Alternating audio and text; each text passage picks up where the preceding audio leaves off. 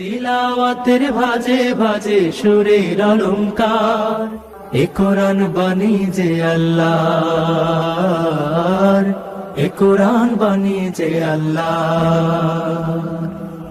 আসসালামু আলাইকুম ওরহমতুল্লাহি ওবরাকাতুহ।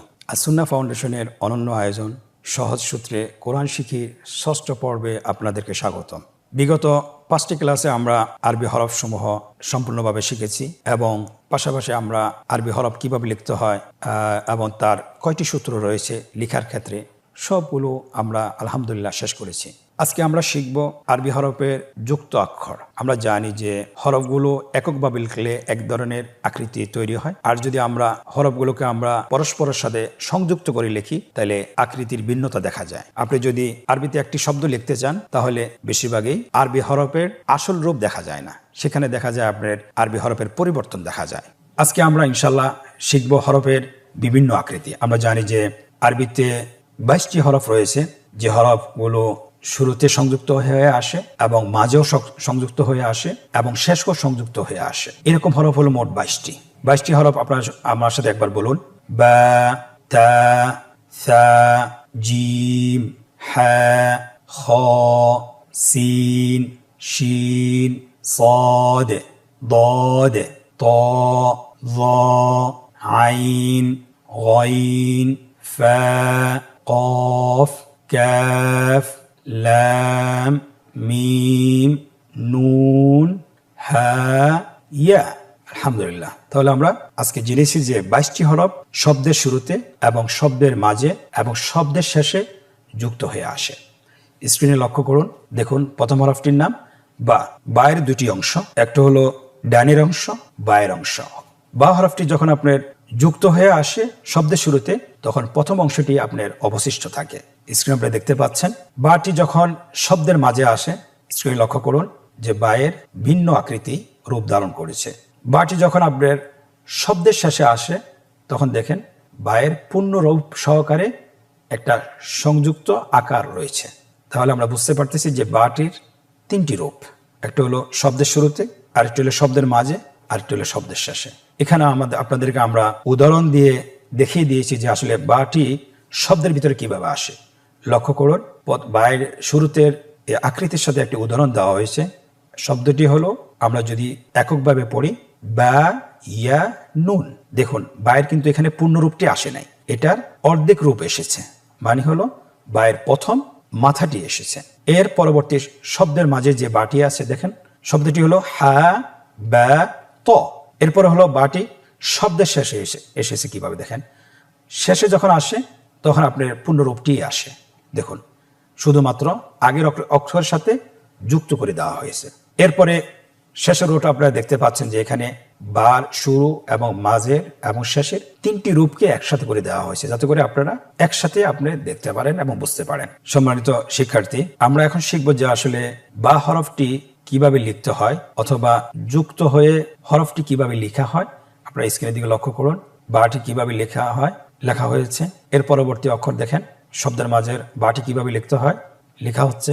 এরপরে দেখুন শব্দের শেষে কিভাবে লেখা হয়েছে। এরপরে 3টা অক্ষর শব্দের শুরু এবং শব্দের মাঝে এবং শব্দের শেষে কিভাবে লিখতে হয় একসাথে লেখা হচ্ছে। আলহামদুলিল্লাহ, বা অক্ষরটি লেখা সম্পন্ন হয়েছে। এখানে আমাদের একটা জিনিস খেয়াল রাখতে হবে যে যুক্ত অক্ষর শেখার ক্ষেত্রে অবশ্যই আপনার হরফের প্রথম অংশ খেয়াল রাখতে হবে এবং নোক্তার প্রতি খেয়াল রাখতে হবে। নোক্তার অনেক ভূমিকা রয়েছে। আমরা জানি যে নোক্তা নিচে হইলে কি হয়, উপরে হইলে কি হয়, মাঝখানে হইলে কি হয়, সেটা আমরা হরফগুলো আগে যেগুলো শিখেছি সেগুলো থেকে আমরা বুঝতে পারবো। যুক্ত অক্ষরের দ্বিতীয় হরফ তা। স্ক্রিনে লক্ষ্য করুন, তা হরফটি সেম একদমই বায়ের মতো। আমরা যদি শব্দের শুরুতে লিখতে হয় আমরা বা যেভাবে লিখেছি, বায়ের নোক্তা শুধুমাত্র নিচে দিয়েছি। এখানে শুধুমাত্র এই বায়ের যে নিচের নোক্তাটা আছে সেটাকে মুছে উপরে 2টা নোক্তা বসিয়ে দিলে তা হয়ে যাবে। স্ক্রিনে লক্ষ্য করুন, দেখুন শব্দের শুরুতে তা কিভাবে লেখা হয়েছে, শব্দের মাঝখানে এবং শব্দের শেষে। এর সাথে আমরা শব্দের শুরুতে আমরা একটা উদাহরণ নিয়ে এসেছি। উদাহরণটি হলো তা, লাম, কাফ। এর পরবর্তী উদাহরণ ইয়া, তা, মিম। এরপরে দেখুন শব্দের শেষে তায়ের অবস্থান, বা, ইয়া, তা। তায়ের পূর্ণ আকৃতি ধারণ করেছে। এরপরে নিচের রোতে দেখুন আমরা শব্দের শুরু, শব্দের মাঝে এবং শব্দের শেষে কিভাবে তাটি আসে একসাথে আমরা দেখিয়েছি। তাহলে আপনারা আসলেই বুঝতে পারছেন আশা করি ইনশাআল্লাহ। এখন আমরা যুক্ত আকারের লিখন রূপ শিখব, যে তা কিভাবে লিখতে হয়। আমরা আগের যে হরফটি শিখেছি বা যেভাবে লিখতে হয় সেভাবে লিখব। স্ক্রিনে দেখানো হচ্ছে, দেখুন তাটি কিভাবে লেখা হচ্ছে। বা লিখেছি আমরা, নোক্তা দিয়েছি নিচে, আর এখানে তা লেখার ক্ষেত্রে আমাদের নোক্তা দিতে হবে উপরে, শব্দের শুরুতে এবং শব্দের মাঝে এবং শব্দের শেষে এবং একসাথে। আলহামদুলিল্লাহ, লেখা সম্পন্ন হয়েছে। আশা করি আপনারা বুঝতে পেরেছেন। প্রিয় শিক্ষার্থী, এখন আমরা তা হরফটির আকৃতি শিখব। আমরা বা তা যেভাবে লিখেছি সেম একই, বায় নোক্তা দিয়েছি নিচে, তায় নোক্তা দিয়েছি উপরে 2টি নোক্তা, আর তা উপরে নোক্তা দিব, কিন্তু আমাদেরকে 3টা নোক্তা বসাতে হবে। শুধুমাত্র সায়ের একটা অংশ লিখে 3টা নোক্তা বসিয়ে দিলে শব্দের শুরুর সা হয়ে যাবে, এবং 3টা নোক্তা মাঝখানে দিলে শব্দের মাঝের সা হয়ে যাবে, এবং সা হরফের পূর্ণরূপ যদি আমরা শব্দের শেষে বসিয়ে দিই তাহলে এটা শব্দের শেষের সা হয়ে যাবে। আপনারা স্ক্রিনে দেখতে পাচ্ছেন। এর সাথে আমরা 3টা উদাহরণ নিয়ে এসেছি শব্দের শুরুতে, যেমন সা মিম, এবং শব্দের মাঝখানে কিভাবে লিখতে হয়, মিম সা লাম। মিম এবং লামের মাঝখানে সাটি এসেছে, কিভাবে লিখতে হয় দেখুন। এরপরে শব্দের শেষে কিভাবে লিখতে হয়, শব্দটি হলো হা ইয়া সা। আপনারা যদি বারবার প্র্যাকটিস করেন ইনশাআল্লাহ দেখতে দেখতে আপনার হরফগুলো আপনি চিনে যাবেন। এখন আমরা সায়ের লিখন রূপ শিখব। আমরা একটু আগে বা তা যেভাবে লিখেছি সেভাবে সাটাও আমরা লিখে ফেলব। সায়ের 3টি নোক্তা আপনি বসিয়ে দিন। দেখুন, শব্দের শুরুতে, শব্দের মাঝে, শব্দের শেষে, এবং 3টা অবস্থানকে একসাথে রেখে হরফগুলো লেখা হয়েছে। দেখেন, তার 3টা অবস্থান, শুরুর, মাঝের এবং শেষের, একসাথে লেখা হয়েছে। আলহামদুলিল্লাহ। জিম হরফটি শব্দের শুরুতে কিভাবে আসে আপনারা দেখতে পাচ্ছেন স্ক্রিনে। জিম হরফটির প্রথম অংশটা নিয়ে আসতে হয়, নিচের অংশটাকে কেটে দিতে হয়, এটা শুরুর জিম হয়ে যাবে। মাঝখানেও দেখেন শুরুর জিমটা নিয়ে আসতে হবে, আগের যে দাগটা আসে সে দাগটা থাকবে, এটাকে বলা হয় যুক্ত দাগ। এই যুক্ত দাগটা যদি আমরা নিয়ে আসি তাহলে আপনার শব্দের মাঝের জিম হয়ে যাবে। এরপরে শব্দের শেষে জিমের কি রূপ ধারণ করে দেখুন আপনার স্ক্রিনে, পরিপূর্ণ রূপ এসেছে আলহামদুলিল্লাহ। শুধুমাত্র যুক্ত দাগটা আপনাকে এখানে অ্যাড করে দিলে হয়ে যাবে। এর সাথে আমরা 3টি উদাহরণ নিয়ে এসেছি। শব্দের শুরুতে জিমের অবস্থান, শব্দের মাঝে জিমের অবস্থান এবং শব্দের শেষে জিমের অবস্থান আপনারা দেখতে পাচ্ছেন। শব্দের শুরুতে জিমের অবস্থান দেখুন, উদাহরণটি লেখা আছে জিম বা লাম। এরপরে জিমটি মধ্যে কিভাবে এসেছে অথবা শব্দের মাঝে কিভাবে এসেছে লক্ষ্য করুন। এখানে উদাহরণটি দেওয়া আছে শিন জিম র। জিমটাকে এইভাবে লিখতে হবে যেভাবে আপনি স্ক্রিনে দেখতে পাচ্ছেন। এর পরবর্তী হলো শব্দের শেষের জিম। জিমটি শব্দের শেষে যখন আসছে তখনই তার পরিপূর্ণ রূপ ধারণ করেছে আলহামদুলিল্লাহ। তাহলে আমরা সহজেই বুঝতে পারতেছি যে শব্দের শুরুতে কিভাবে আসে, মাঝে কিভাবে আসে এবং শেষে কিভাবে আসে। এখন আমরা যেভাবে এখানে পড়েছি লেখার ক্ষেত্রেও সেভাবে আমরা লিখব, শুধুমাত্র জিম এর নিচের অংশটি আমরা লিখব না। আপনারা স্ক্রিনে দেখুন কিভাবে জিমের শব্দের শুরুতে জিম কিভাবে লেখা হয় এখানে লেখা হচ্ছে, শব্দের মাঝে কিভাবে লেখা হচ্ছে, শব্দের শেষে কিভাবে লেখা হয় এখানে লেখা হচ্ছে, এবং 3টি অবস্থান কিভাবে একসাথে লেখা হয় সেটাও দেখানো হচ্ছে আলহামদুলিল্লাহ। পঞ্চম হরফটি আমরা এখন শিখব, সেটা হলো হা। হা আমরা 3টা একসাথে বলতে পারি যে জিম হা খা। এই 3টা আপনার শব্দের শুরুতে আপনার একইভাবে আসবে, শব্দের মাঝে একইভাবে আসবে, শব্দের শেষে একইভাবে আসবে। শুধুমাত্র নোক্তার পার্থক্য, জিমের একটা নোক্তা দিয়ে দিতে হবে আর হায়ের কোনো নোক্তা হবে না, এবং খায়ের উপরে একটা নোক্তা দিতে হবে। তাহলে 3টি রূপ আমরা একসাথেই শিখতে পারবো সহজে। আপনারা দেখতে পাচ্ছেন এখানে হায়ের 3টা উদাহরণ দেওয়া হয়েছে। শব্দের শুরুর অবস্থানটা কিভাবে হয়, হা দাল র, এটা হাটা শব্দের শুরুতে এসেছে। দ্বিতীয় উদাহরণ তা হা ত, দেখেন শব্দের মাঝখানে হায়ের অবস্থান, এটা আপনারা বুঝতেই পারতেছেন। এর পরবর্তী উদাহরণ ফা তা হা, দেখেন হায়ের অবস্থান শব্দের শেষে। খুবই সহজ, শুধুমাত্র আপনি যদি প্র্যাকটিস করুন তাহলে আপনার জন্য সহজ হবে, চিনতেও সহজ হবে এবং পড়তেও সহজ হবে ইনশাআল্লাহ। প্রিয় শিক্ষার্থী বন্ধুরা, এখন আমরা খায়ের যুক্ত আকৃতি শিখব, যে কিভাবে শব্দের শুরুতে লিখতে হয়, শব্দের মাঝে লিখতে হয়, শব্দের শেষে লিখতে হয়। স্ক্রিনের দিকে লক্ষ্য করুন, আমরা দেখিয়ে দিয়েছি শব্দের শুরুতে খায়ের অবস্থান এবং শব্দের মাঝে খায়ের অবস্থান এবং শব্দের শেষে খায়ের অবস্থান। এটার উদাহরণগুলো লক্ষ্য করুন। শব্দের শুরুতে খটা কিভাবে এসেছে, খ তা মিম। দেখুন খটাকে তার সাথে কিভাবে সংযুক্ত করা হয়েছে খুব সহজে। দ্বিতীয় অবস্থান শব্দের মাঝে ফা খ দাল। তৃতীয় অবস্থান শব্দের শেষে শিন ইয়া খ। আমরা বুঝতে পারতেছি যে হরফগুলোর আকৃতি খুবই সহজ। শুধুমাত্র আমরা একটা আকৃতি যদি শিখি, মানে গ্রুপ ওয়াইজ যদি আমরা শিখি, যেহেতু জিম হা খ একটা গ্রুপের, যদি আমরা একটার আকৃতি শিখতে পারি বাকিগুলো আকৃতি সহজে আমরা শিখতে পারবো এবং লিখতে পারবো, খুবই সহজে বুঝতে পারবো ইনশাআল্লাহ। এটার লিখন রূপ দেখুন একই রকম, জিম হা যেভাবে লিখেছি সেম সেভাবে লেখা হবে এবং লেখাটা খুবই সহজ। স্ক্রিনে লক্ষ্য করুন, শব্দের শুরুর খ লেখা হচ্ছে, শব্দের মাঝের খ লেখা হচ্ছে, শব্দের শেষের খ লেখা হচ্ছে এবং একই সাথে তিন অবস্থান হরফটি লেখা হচ্ছে। আলহামদুলিল্লাহ, কত সহজেই হয়ে গেল। প্রিয় মুসলিম ভাই বোনেরা, আমরা জিম হা খ শিখেছি, এখন আমরা শিখব সিন এবং শিন। স্ক্রিনে আপনারা দেখতে পাচ্ছেন সিনটির শব্দের শুরুতে কিভাবে লেখা হয়, শব্দের মাঝে এবং শব্দের শেষে। দেখুন সিনের দুটি অংশ আমরা জানি, একটি হলো ডানের অংশ, অথবা আমরা এভাবে বলতে পারি একটা হলো উপরের অংশ আর একটা নিচের অংশ। এখানে কিন্তু যখন আমরা হরফটিকে অন্য পরবর্তী শব্দের সাথে যুক্ত করব, তাহলে কিন্তু আমাদেরকে প্রথম অংশটাকে অবশিষ্ট রেখে বাকি অংশটাকে কেটে দিতে হবে। আপনারা স্ক্রিনে দেখতে পাচ্ছেন যে সিনের যে তিনটি দাঁত আছে, এই দাঁতটি দেখে আমাকে বুঝতে হবে যে এটা সিন না শিন। প্লাস এখানে আমাকে দেখতে হবে যে এটার উপর নোক্তা আছে কিনা। যদি নোক্তা থাকে তাহলে শিন, আর যদি নোক্তা না থাকে তাহলে এটা সিন, কিন্তু তিন দাঁত ওয়ালা হইতে হবে। শব্দের শুরুতে সিন আপনারা দেখতে পাচ্ছেন, শব্দের মাঝে এবং শব্দের শেষে। আমরা উদাহরণে নিয়ে এসেছি। শব্দের শুরুতে উদাহরণ হলো সিন নুন তা, সিন নুন তা। শব্দের মাঝের সিন হ সিন র। এরপরে দেখুন শব্দের শেষের সিন নুন ফা সিন। দেখুন ফায়ের পরে অক্ষরটিকে কিভাবে যুক্ত করা হয়েছে। এখন আমরা দেখতে পাচ্ছি যে তিনটা অবস্থানকে একটি শব্দে লেখা হয়েছে, শব্দের শুরু, শব্দের মাঝে এবং শব্দের শেষে। আপনারা নিচের গঠটিতে দেখতে পাচ্ছেন সিন সিন সিন। এখন আমরা শিখব যে লিখন রূপ। সিনটা আমরা কিভাবে লিখব, খুবই সহজ।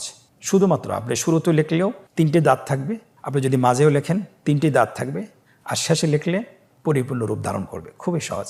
আপনি স্ক্রিনে দেখুন, শব্দের শুরুতে লেখা হচ্ছে, শব্দের মাঝে লেখা হচ্ছে, শব্দের শেষে লেখা হচ্ছে এবং তিনোটা একসাথে লেখা হচ্ছে। আলহামদুলিল্লাহ। সিন গ্রুপের আরেকটি হরফ হলো শিন। এতক্ষণ আমরা সিনের যে আলোচনা করেছি নোক্তা ছাড়া, আর এখন যে শিনের আলোচনা করব নোক্তা সহ। তার মানে কি, তার অর্থ হলো যে সিন এবং শিন দেখতে একই রকম। এটা যখন শব্দের শুরুতে আসবে, শব্দের মাঝে আসবে, শব্দের শেষে আসবে, দেখতে একই রকম, শুধুমাত্র নোক্তার পার্থক্য রয়েছে। সিনের উপরে তিনটা নোক্তা থাকবে না, কিন্তু শিনের উপর তিনটা নোক্তা থাকবে। আপনারা স্ক্রিনের দিকে লক্ষ্য করুন, শিনটি শব্দের শুরুতে কিভাবে আসছে, শব্দের মাঝে, শব্দের শেষে। উদাহরণটি দেখুন, শব্দের শুরুতে শিন হা দাল, শব্দের মাঝে আইন শিন র, শব্দের শেষে বা ত শিন। শিনটাকে শব্দের শেষে যুক্ত করা হয়েছে কিভাবে। শেষের লাইনে দেখুন তিনটি অবস্থানকে একই শব্দে লেখা হয়েছে, শিন শিন শিন। আমরা এখন শিনের লিখন রূপ শিখব। যেভাবে সিনের লিখন রূপ শিখেছি একইভাবে শিনের লিখন রূপ শিখব। পার্থক্য হলো শুধু নোক্তার। দেখুন তিনটি দাঁত শব্দের শুরুতে কিভাবে লেখা হচ্ছে, তিনটি দাঁতওয়ালা শিন, উপরে তিনটা নোক্তা আছে। শব্দের মাঝে কিভাবে লেখা হচ্ছে, শব্দের শেষে কিভাবে লেখা হচ্ছে, এবং তিনটে অবস্থান একই শব্দে লেখা হচ্ছে। দেখেন শিন শিন শিন, শব্দের শুরুতেও সংযুক্ত হয়ে এসেছে, মাঝেও সংযুক্ত হয়ে এসেছে এবং শেষও সংযুক্ত হয়েছে। আশা করি আলহামদুলিল্লাহ আপনারা আকৃতি শিখতে পেরেছেন। প্রিয় শিক্ষার্থীবৃন্দ, আরবি হরফের আরেকটি গ্রুপ হলো সদ দদ। সদ দদ শব্দের শুরুতে কীভাবে আসে আমরা জানি। সদের দুটি অংশ, একটা হলো ডানের অংশ, আরটা হলো বায়ের অংশ। ডানের অংশটি উপরে, বায়ের অংশটি নিচে। শব্দের শুরুতে অথবা শেষে যদি যুক্ত করতে হয়, নিচের অংশটিকে আপনি কেটে দিতে হয়, শুধুমাত্র ডানের অংশটিকে অবশিষ্ট রাখতে হয়। স্ক্রিনে আপনারা লক্ষ্য করুন সদটি শব্দের শুরুতে কীভাবে লেখা হয়, সদ মাঝখানে এবং শেষে, শব্দের শেষে। আমরা শব্দের শুরুতে সদ কীভাবে যুক্ত হয় আপনারা উদাহরণটি দেখলে বুঝতে পারবেন। উদাহরণটি হলো সদ মিম। শব্দের মাঝের সদ কিভাবে লিখতে হয় আপনারা স্ক্রিনে দেখুন। উদাহরণটি দেওয়া আছে, মিম সদ র। শব্দের শেষে সদের অবস্থান, উদাহরণটি লক্ষ্য করুন, নুন কফ সদ। আলহামদুলিল্লাহ, খুব সহজেই হরফের শুরুর অবস্থান এবং মাঝের অবস্থান এবং শেষের অবস্থান দেখানো হয়েছে। লিখনরূপ খুব সহজ। লিখনরূপ আমরা যেভাবে দেখিয়েছি সেভাবে লিখতে হবে। সদের প্রথম অংশটাকে রেখে অবশিষ্ট রেখে দ্বিতীয় অংশটিকে কেটে দিতে হবে। তাহলে শব্দের শুরুর সদ কীভাবে লেখা হচ্ছে, শব্দের মাঝের সদ লেখা হচ্ছে, শব্দের শেষের সদ লেখা হচ্ছে এবং তিনটি অবস্থান একই শব্দে লেখা হচ্ছে। দেখুন, সদ সদ সদ। এই গ্রুপের আরেকটি হরফ সেটা হলো দত। আমরা বলেছি সদ দত শব্দের শুরুতে একই রকম আসে, শব্দের মাঝে এবং শব্দের শেষে দেখতে একই রকম, শুধুমাত্র নোক্তার পার্থক্য। আপনি সদের উপর কোনো নোক্তা নেই, আপনি দেখতে পাচ্ছেন, শুধুমাত্র সদের উপর একটা নোক্তা বসিয়ে দিলে দদ হয়ে যাবে। শব্দের শুরু এবং শব্দের মাঝের এবং শব্দের শেষের অবস্থান তিনটি আমরা দেখিয়েছি, উদাহরণ সহ নিয়ে এসেছি। উদাহরণটি আমরা পড়ি, দদ ল্যাম এবং শব্দের মাঝের দদ তা দদ ল্যাম এবং শব্দের শেষের দদ আপনারা উদাহরণটি দেখতে পাচ্ছেন, বা আইন দদ। তাহলে খুব সহজেই আপনার দদ হরফটি তার তিনটি অবস্থান আমরা চিনতে পেরেছি এবং আত্মস্থ করতে পেরেছি। এখন আমরা তার লিখন রূপটা দেখাবো, যেভাবে আমরা এখানে উদাহরণ সহকারে দেখিয়েছি।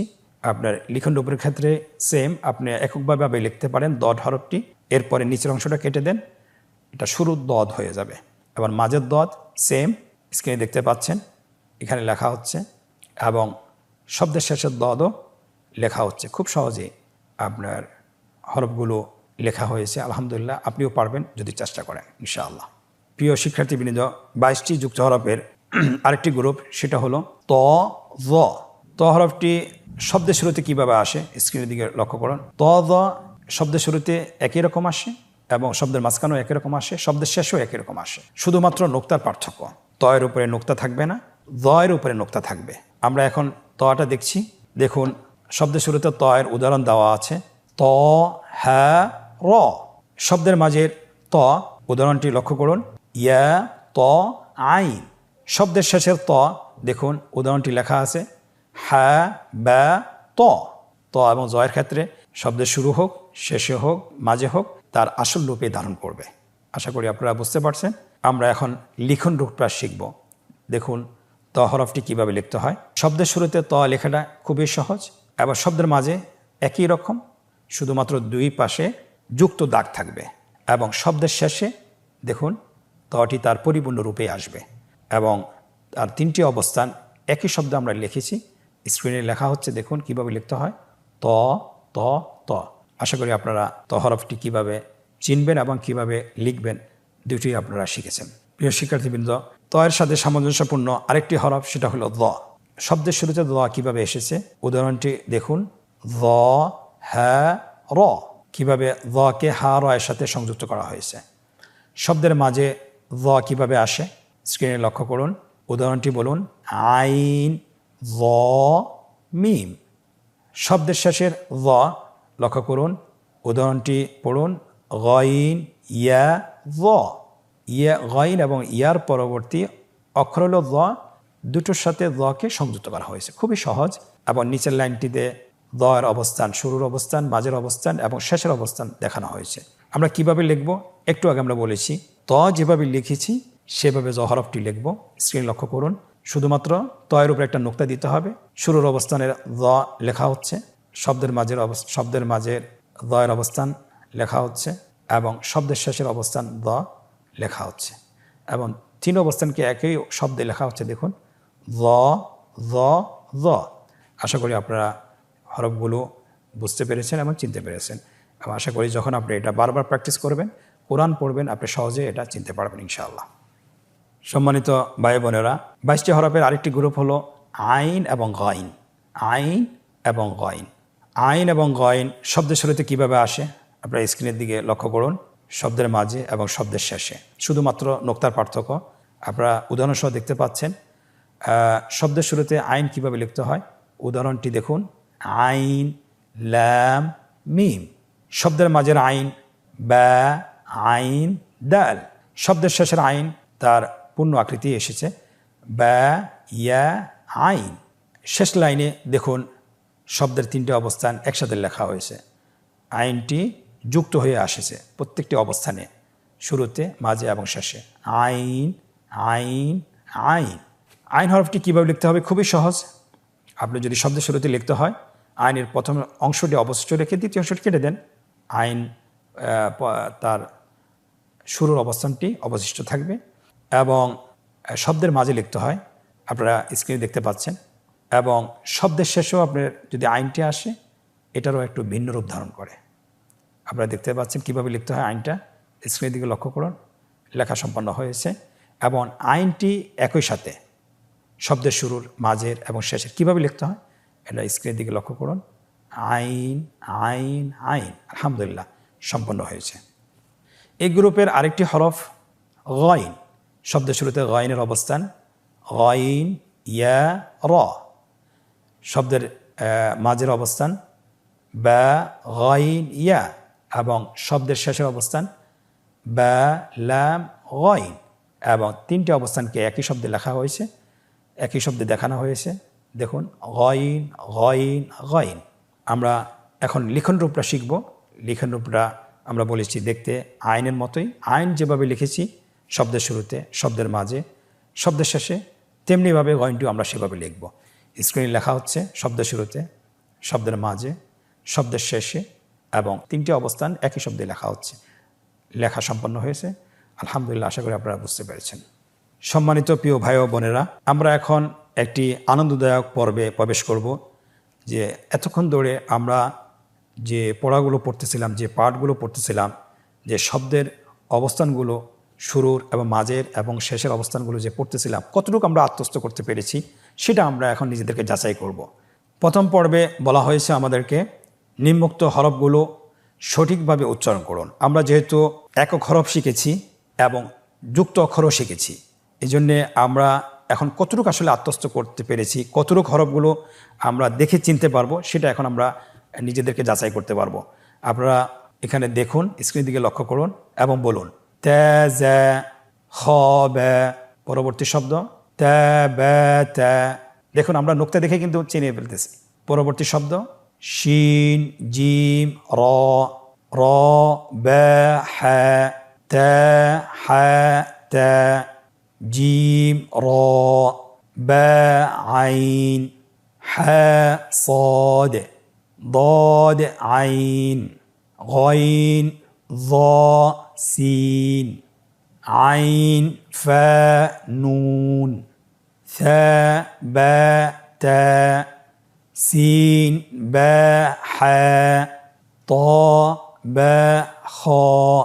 আশা করছি আপনারা হরফগুলো বলতে পেরেছেন সঠিকভাবে। আপনার আশেপাশে যে সকল বন্ধুবান্ধব আছে আপনারা তাদের সাথে তাকরার করতে পারেন, একে অপরকে জিজ্ঞাসা করতে পারেন। যদি সকলে পারে তাহলে বুঝতে পারবেন আপনিও পেরেছেন ইনশাআল্লাহ, আশা করি। এই অনুশীলনের দ্বিতীয় পর্ব, হরফের সাথে রেখা টেনে যুক্ত আকৃতির হরফের মিল করুন। আমরা জানি প্রত্যেকটি হরফের যুক্ত আকৃতি রয়েছে। সো ডান পাশে ডান কলামে একক হরফগুলো লেখা হয়েছে এবং বাম কলামে যুক্ত আকৃতির হরফগুলো লেখা হয়েছে। শুধুমাত্র আপনাকে যেটা করতে হবে, হরফের সাথে যুক্ত আকৃতির হরফের মিল করতে হবে। প্রথম হরফটি হলো বা। আপনি দেখুন বায়ের যুক্ত আকৃতি হরফ কোন জায়গায় আছে, বায়ের সাথে তার সাথে রেখা টেনে মিল করুন। স্ক্রিনে লক্ষ্য করুন, রেখা টেনে মিল করা হচ্ছে। বায়ের সাথে বা, তায়ের সাথে তা, সায়ের সাথে সা। এইভাবে সবগুলো দেখেন আপনার মিলে গেছে। আলহামদুলিল্লাহ, কত সহজেই হরফগুলো যুক্ত অক্ষরের সাথে মিল করা হয়েছে। আলহামদুলিল্লাহ। আজকের অনুশীলনের তৃতীয় পর্ব, যে নিম্নে যুক্ত আকৃতির হরফগুলো সঠিক স্থানে লিখতে হবে। আপনারা দেখতে পাচ্ছেন এখানে কিছু কলাম দেওয়া হয়েছে, ঘর দেওয়া আছে। উপরে একটা রোতে যুক্ত আকৃতির হরফগুলো লেখা হয়েছে আর 3টে অবস্থান দেওয়া হয়েছে, শুরুর এবং মাঝের এবং শেষের। আপনার কোন আকৃতিটি কোন জায়গায় বসবে এটা আপনাকে নিজেই নির্ধারণ করতে হবে। স্ক্রিনে লক্ষ্য করুন, প্রথমে ফা লেখা হচ্ছে, এই অক্ষরটি শব্দের শেষে বসবে, এই জন্য শেষের রোতে লেখা হচ্ছে। ত শব্দের শেষে, বা শব্দের শুরুতে, হা শব্দের শুরুতে, সিন শব্দের শুরুতে। এমনিভাবে আপনি স্ক্রিনদিকে লক্ষ্য করুন, সবগুলো হরফ লেখা হচ্ছে। আশা করি আপনারা চিনতে পেরেছেন এবং বুঝতে পেরেছেন। আল্লাহ সুবহানাহু ওয়া তাআলা আমাদেরকে তৌফিক দান করুন, আমরা যেন তার কোরআন পড়তে যেন সক্ষম হই এবং যেন শিখতে পারি। এবং আপনাদের প্রতি নসিহত থাকলো যে আমরা যে অনুশীলনগুলো শিখব, বাসায় চেষ্টা করবো আরেকবার অনুশীলন করার জন্য, বারবার অনুশীলন করার জন্য। এবং যে লেসনগুলো আমরা এখন এই ভিডিওতে লাইভে পড়াচ্ছি, সেগুলো আমরা বাসায় অবসর সময় 10 থেকে 20 মিনিট অবশ্যই অনুশীলন করব। আল্লাহ সুবহানাহু ওয়া তাআলা আমাদেরকে তৌফিক দান করুন। আজকের ষষ্ঠ পর্ব থেকে বিদায় নিচ্ছি। জাযাকুমুল্লাহ খায়ের। পরবর্তী পর্বে আবারও দেখা হবে। আসসালামু আলাইকুম ওয়া রাহমাতুল্লাহি ওয়া বারাকাতুহু। আসুন্নাহ ফাউন্ডেশন, উম্মার স্বার্থে সুন্নাহর সাথে।